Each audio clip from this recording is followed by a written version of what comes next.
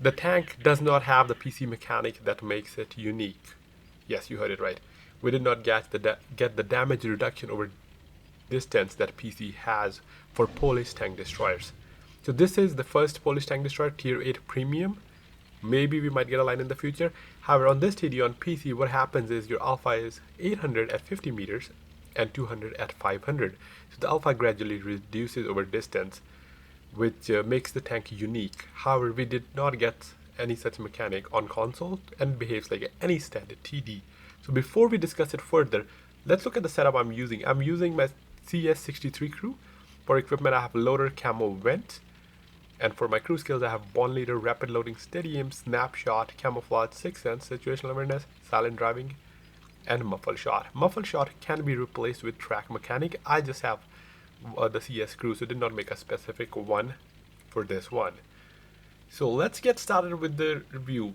How is ours different from the PC? Obviously, we did not get the mechanic.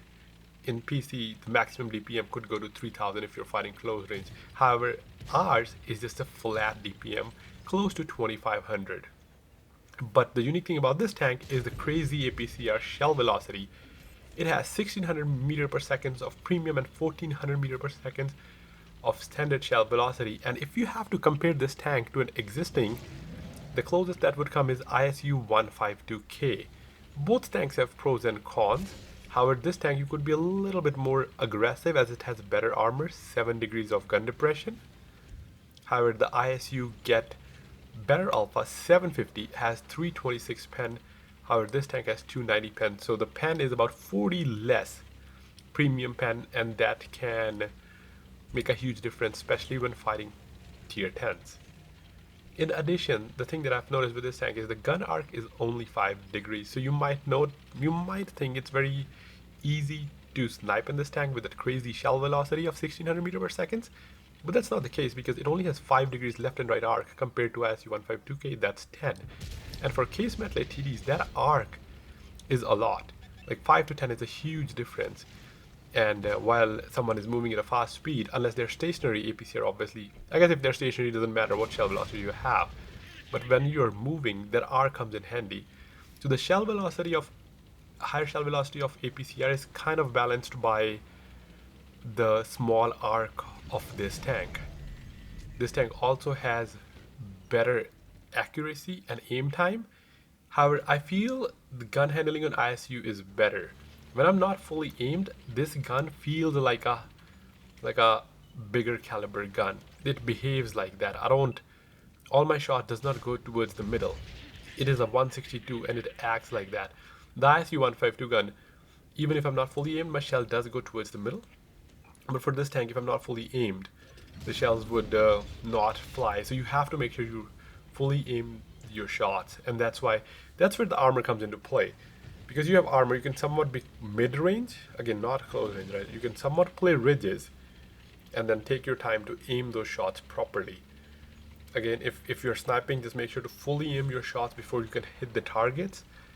But the gun does not have the best soft stats.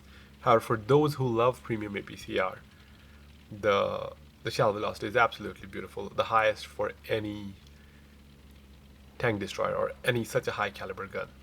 Usually the second one is for the tier 10 object 780, but again the alpha is less.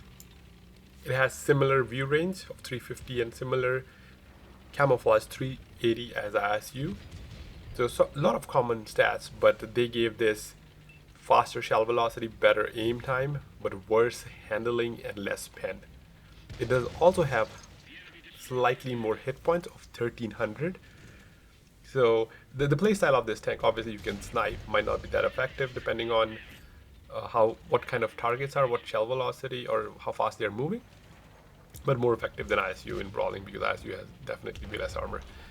So now moving on to this game, you will notice, for example, this KV3, I had side shot, and when I fired at him, my RBRT, I ended up bouncing that shot.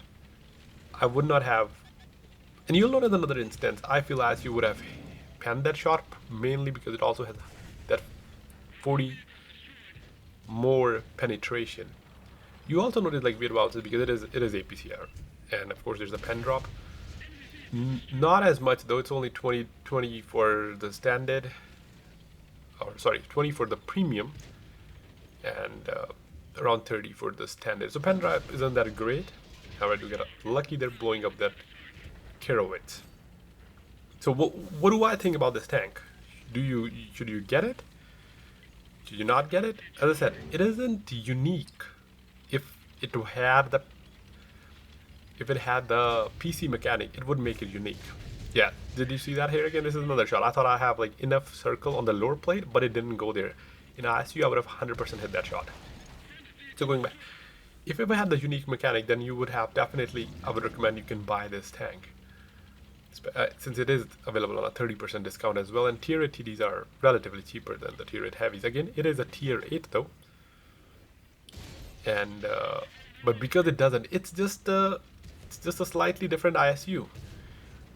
You could like that tank can be useful in one situation, this tank could be useful in another. I feel ISU is better against tier 10s because of higher pens, because of higher alpha, as well as this tank, it's better against when you're fighting tier 7s because it has better armor and better gun depression, so you can brawl a little better. So that's where it comes down to. Tier 8 does have the matchmaking changes where you see more tier 7s now, or tier 9s, right? It's not like you're the only tier 8, there are a little bit more tier 8s.